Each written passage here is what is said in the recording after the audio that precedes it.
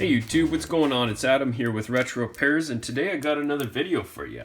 So we're doing something a little bit different for this one.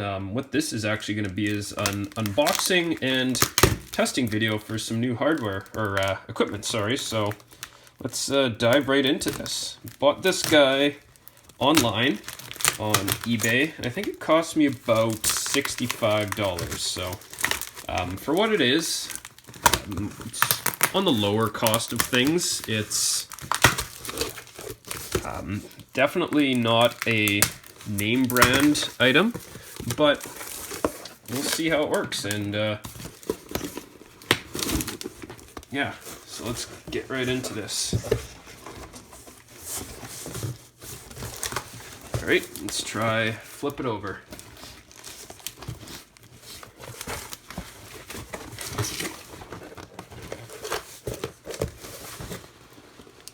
There we go. Problem when they pack these boxes over top of other boxes so tight is it just doesn't want to come out. So what we got here is a, whatever that says, hot air rework station. So I mean, for those of you familiar with soldering tools, you know what it is. For those of you not, hot air rework station is kind of like a soldering iron, except it sends out a soft beam of really hot air, about the equivalent temperature of a soldering iron. The idea with that is it makes it easier to melt solder and use it for surface mounting purposes. So definitely an important tool to have if you're doing any work on especially more recent types of equipment, which is a lot of surface mounts. So let's dive into it. So this is my certificate card. Don't know what it certifies, but there it is. Instruction manual, so I'm gonna hang on to that. I love reading these sometimes because the translation into English is not always spectacular. So yeah, we'll get more on that in a bit. So let's see what we've got here. Starts with the base unit. Oops. Looks like it comes with, this must be the heater. So I'm guessing I have to kind of assemble some parts. Let's just rip it all out and see what we've got.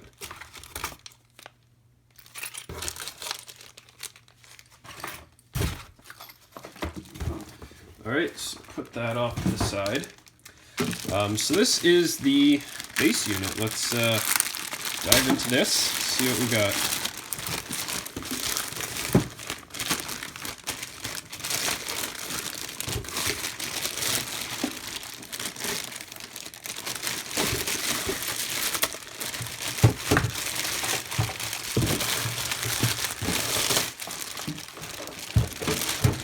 So first thing you'll note is this is a heck of a lot bigger than your standard soldering station. This is my Heiko FX888D, and you can see that's minuscule in comparison. So this has all the circuitry to power the thing, but also has a pump to pump out some hot air, and a hose which connects to the hot air gun.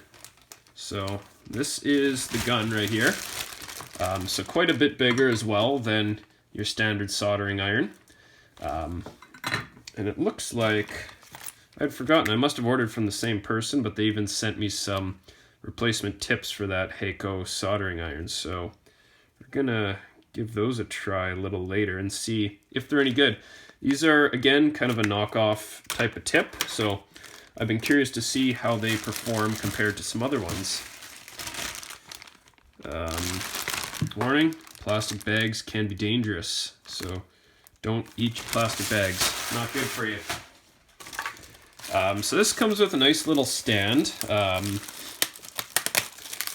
I'd forgotten, this one's a 2-in-1, so there's a soldering iron included with it, as well as the hot air gun. So this is the soldering stand. This is the soldering iron.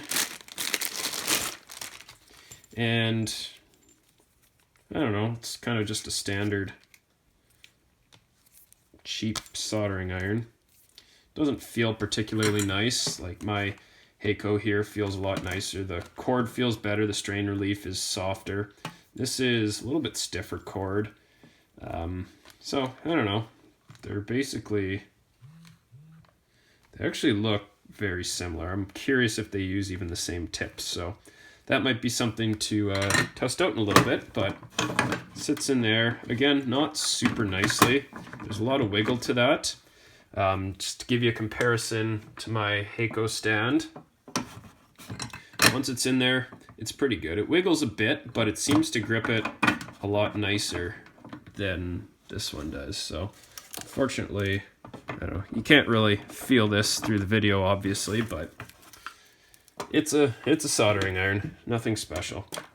But moving that over, let's take a look at the unit itself. So this is a Yihua, I think is how you say it, Yihua. Whatever that is. So you plug the soldering iron into there. This is the hose for the hot air gun. You've got, I don't know, an odd configuration here, assuming this is labeled correctly, because I would think since the hot air comes out of the left, the switch for the hot air should be on the left, but it's in fact on the right. SMD Rework station, this is the hot air, so you can control the temperature here. And this is the air level, so how much air is coming out at once. This is the temperature for the soldering station. So I don't know, let's hook this thing up and see how it works. So in taking a look at this thing, trying to set it up,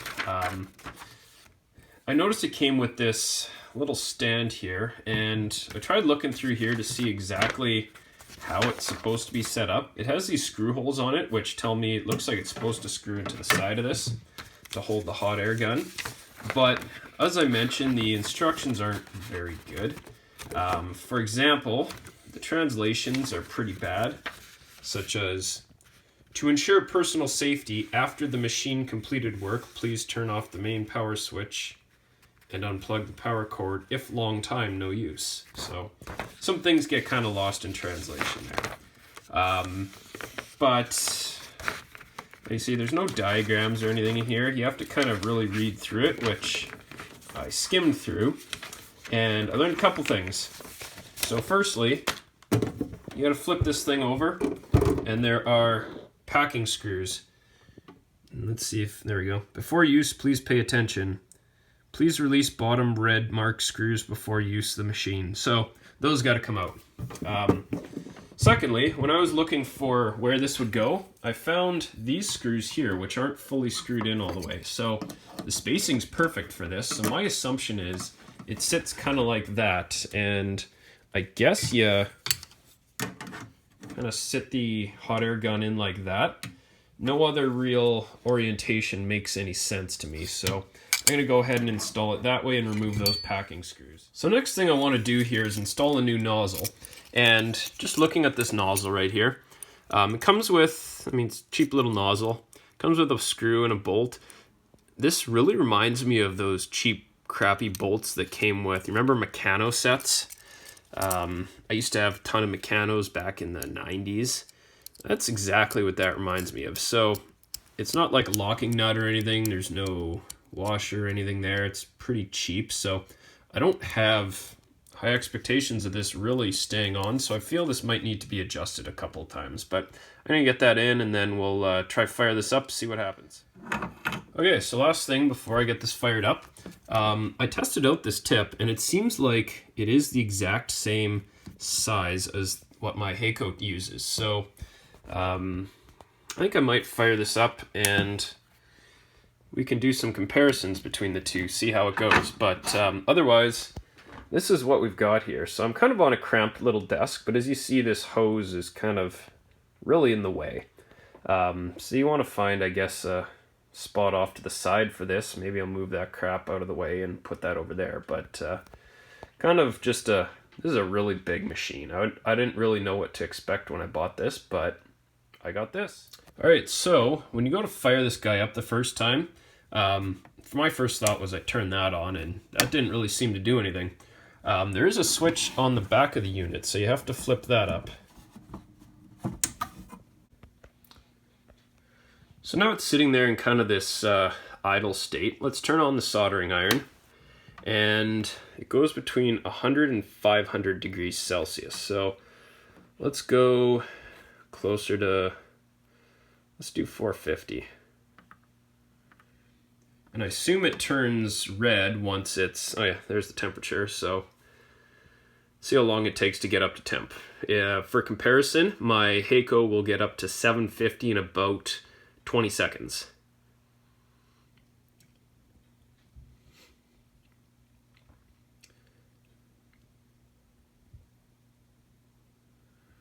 So starting to slow down around 400 degrees.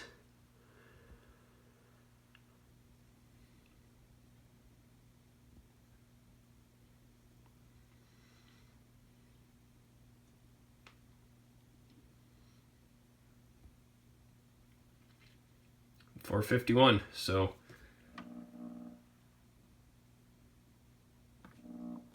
I don't like that. I got a little hum as soon as I moved this.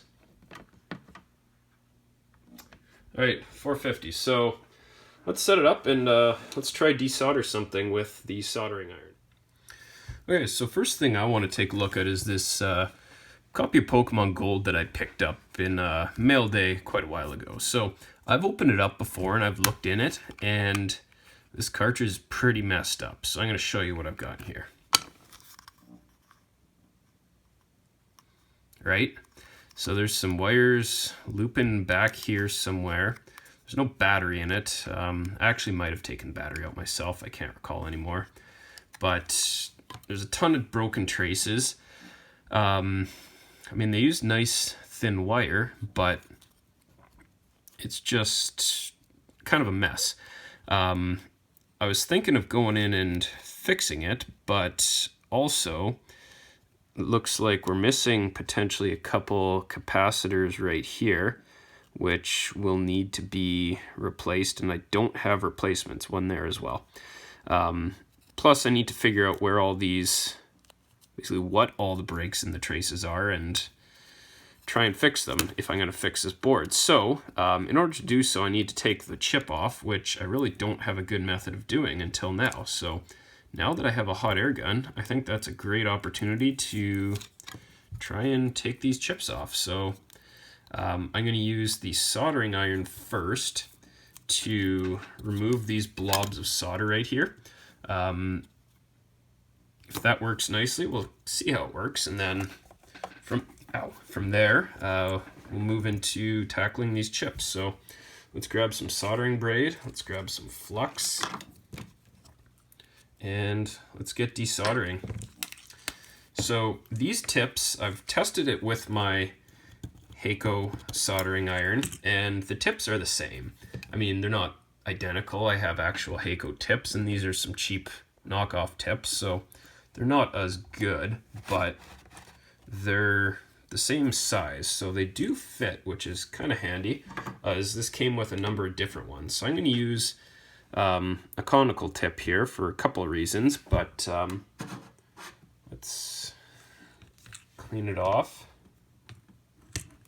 and hit some solder on it. So, or sorry, this is not a conical tip, it's a beveled tip. You see how it's kind of cut off on an angle? It's good for drag soldering, good for loading some solder up. Oh, that's melting nicely. So there's some good heat coming out of the end of here, despite being a pretty cheap soldering iron. So let's see how it desolders.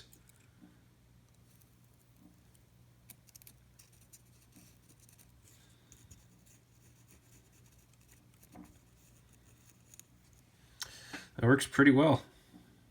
There was lots of solder on this pad, and it all lifted off pretty quick, so good heat transfer on this at least, which is a good sign. I'm not super sold on these tips though, but they're transferring all right, but they seem to be just kind of dirty already, and I haven't even used this barely.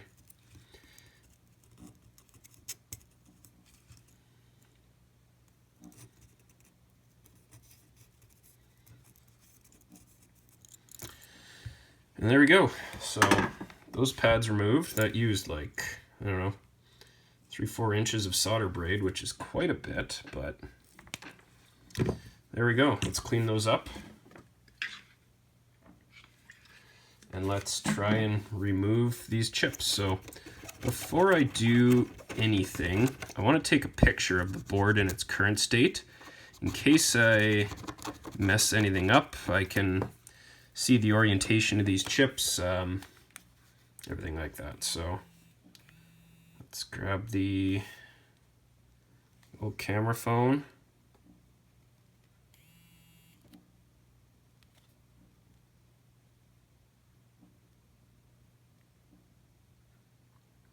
That should do. So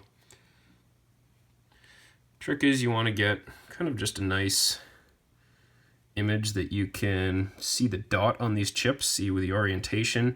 You can see the number on the board, and you can make out whether or not there are capacitors and resistors where there is room for them. So now that we've got that, let's fire up the hot air gun, see how quickly that heats up. So it's moving along pretty well. You probably turn off the soldering iron for now. Actually, no, we can't. I'm not done with that. So that heats up pretty well. I'm not sure what's going on here. Even if I lower the temperature, it keeps blinking, so I don't know. Put this on its lowest setting, I think. And I can feel the air coming out. It's not hot out here. It will be very close to that tip though, so let's get this mounted up and see if we can't remove a chip.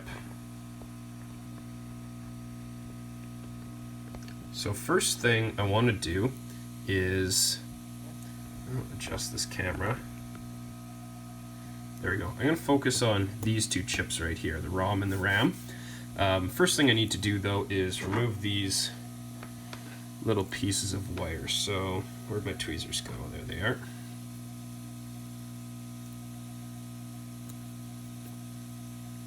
That was pretty easy. Let's just get this completely off. Flip it over. That off. There's one coming through this hole and connecting on this side. So it looks like, let's see if we can zoom into this, but looks like there have been, I don't know, is that a trace or a pad ripped off? There's like white crap under there, which is, I don't know, kind of interesting. Shouldn't be there. First step, I'm going to do this chip. What I want to do is run some fresh solder along that. So we'll get some solder on the tip of this. And then all I'm doing is just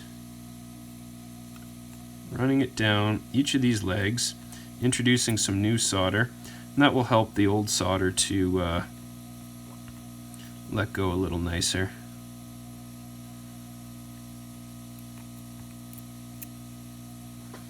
Alright, so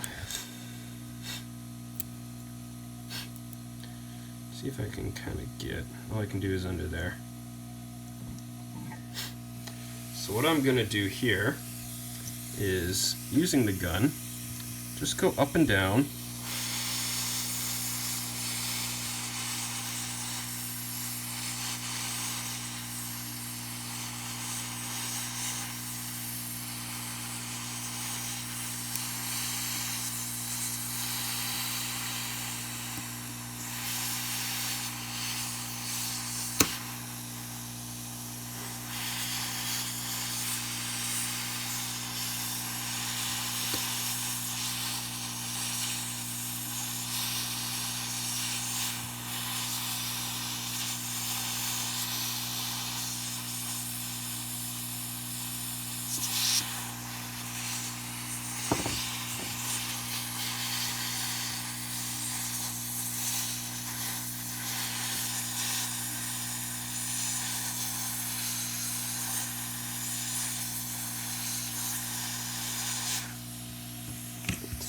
Doing a very good job.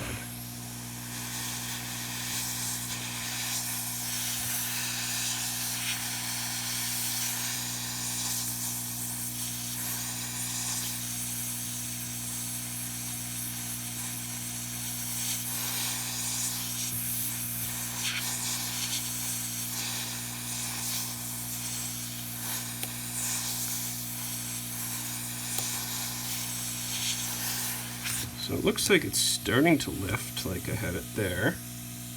So let's try and get something under this chip a bit.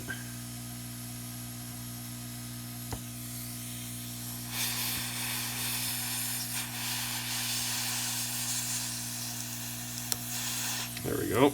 That's half of it up. And then, oh shoot.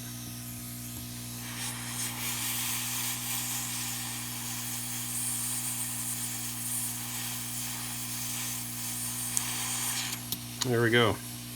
So that's that chip off. And it's kind of hot. So we're gonna put the gun down. We're gonna clean this and see the damage that we're looking at. So grab some alcohol. Just so that I'm clear, this board isn't gonna be fixed today. Assuming I have to buy some capacitors to fit in here as well, so.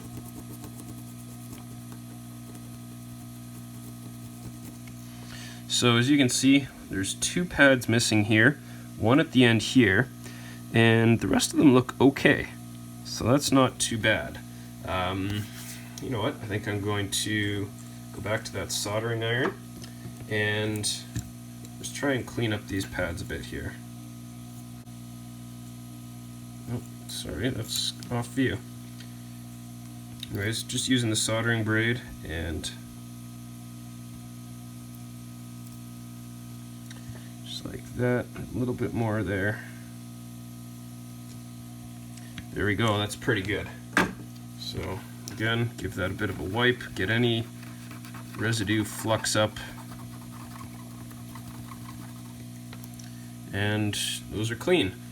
So now turn the attention onto this chip here. So I'm gonna apply some flux, hopefully help the solder flow a little bit, and then grab the gun. So what we're gonna do here, kind of just start a little bit high, maybe about 1 inch away, and then just keep at it for a bit. This might take a little while. You can see that flux bubbling out from underneath.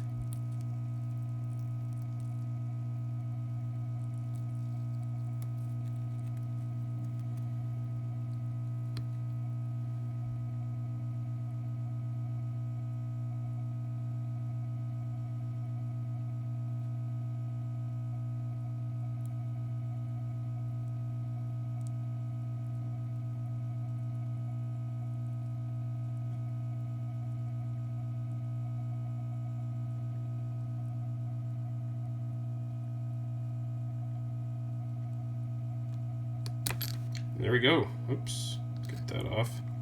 And the chip is out. So let's clean up those pads. Move that off to the side.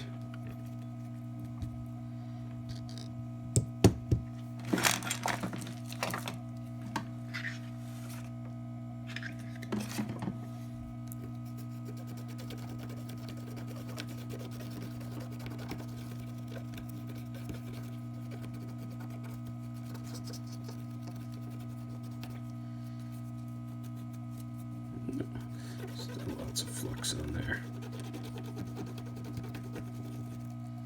See how much brown stuff comes off there? That's why it's important to always clean after you do any type of soldering or desoldering, because you're gonna have flux left over on the board. Flux is corrosive, eats away at your contacts and your metals and your solder mask. There we go, it's a bit better. Still actually kind of sticky, but that's about all I'm doing with this right now. So the next part I really want to focus on here is the soldering iron. So we're going to turn it on.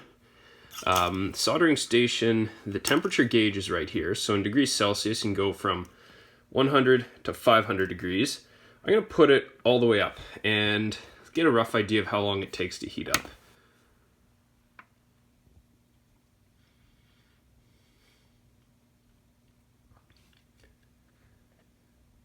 So not super fast, but not terrible.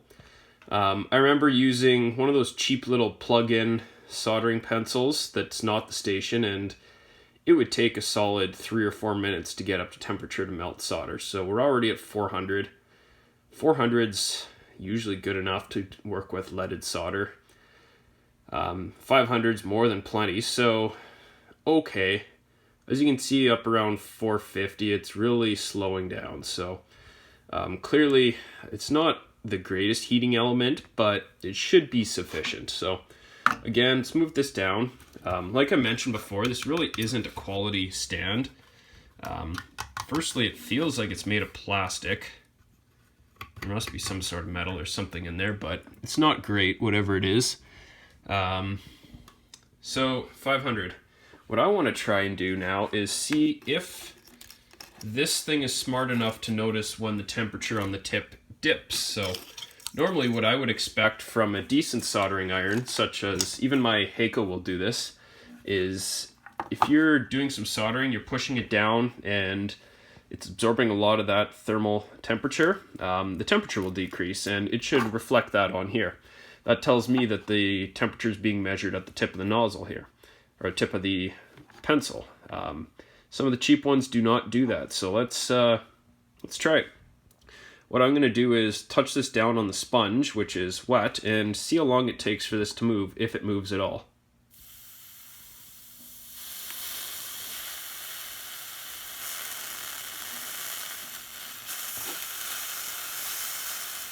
So I'm not getting any movement there. It's still staying sturdy at 500. So I'm suspecting it's not smart enough to know that the temperature is dropping on this.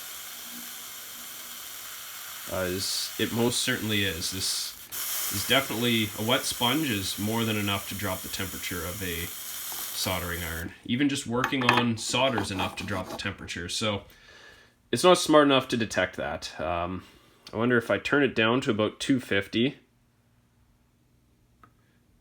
if it will detect the temperature as it goes down, or yeah, there we go. So it's showing it decrease pretty rapidly.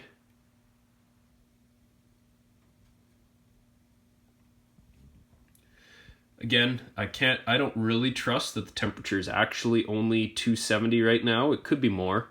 Most likely is more, but 253. So let's try go all the way back up to 500 and see how quick that goes.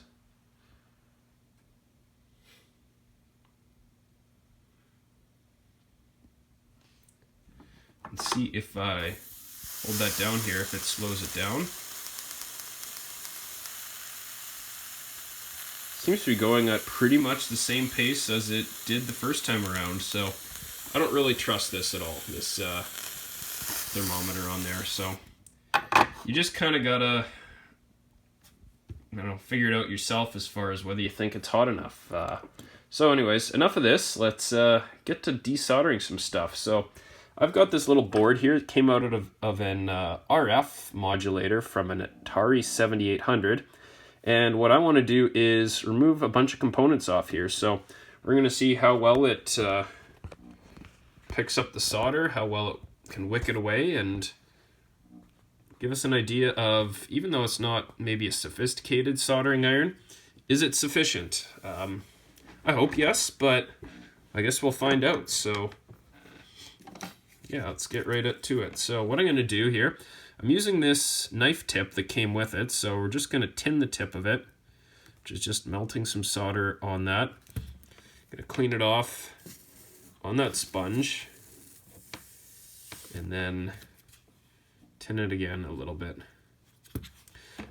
Usually these will come with some sort of solder already on it, so it's just trying to get off the old stuff and put on some new one. Actually, I'm going to put a little more on and load this up.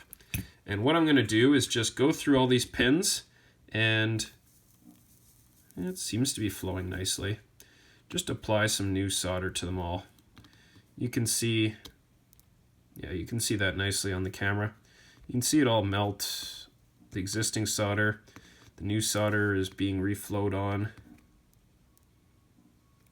It's working actually pretty well. Keep in mind that I do have this at 500 degrees, which is pretty hot actually. Let's turn that down. Let's go to 400. Add some new solder to that.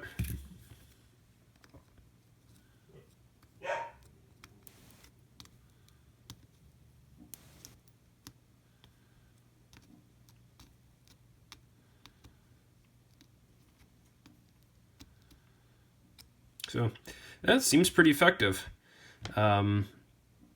We'll see how these tips hold up. Like I said, they're cheap tips that came with this machine. They do fit my Heiko FX888, which is an added bonus. However, obviously they're not genuine Heiko tips, so there's probably not going to be as good thermal mass in them. They're not going to maintain the heat as well, and you can't trust this thermometer readout to really tell you much of anything. All right, so time to grab the solder wick wherever I put it last. That's actually, there it is. And let's do a little desoldering. So I'm gonna try desolder some parts a couple ways. For this left side of the board, I'm just gonna use, I think, the solder wick and try and remove as much of the existing solder as I can. For the right side, I'm going to try another technique where I heat up some of the pins and just grab the component from the other side and pull it through. See what I have the most success with. So let's try this one right on the end here. So there's a capacitor right there. We're good.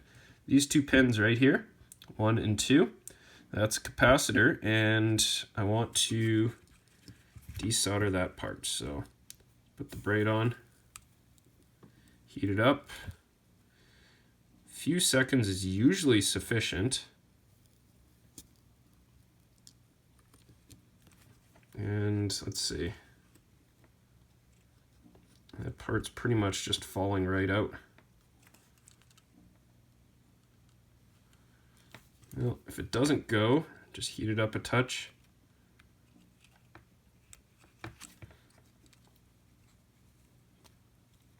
I think there's just a little bit of either solder or rough cut there. There we go. So that came right out. That was actually pretty easy. So let's try this resistor right here. These two pins should be more the same. Just heat it up.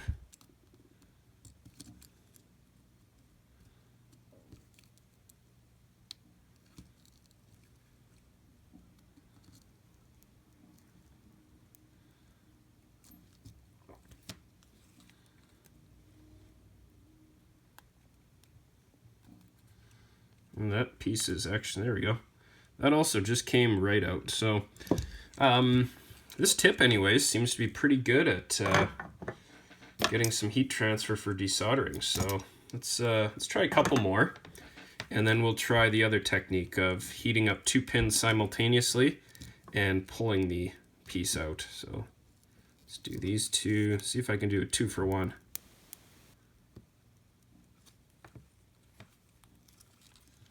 Should be this capacitor right here, which is moving pretty nicely. And there's just a little bit of solder buildup right on the end, I think.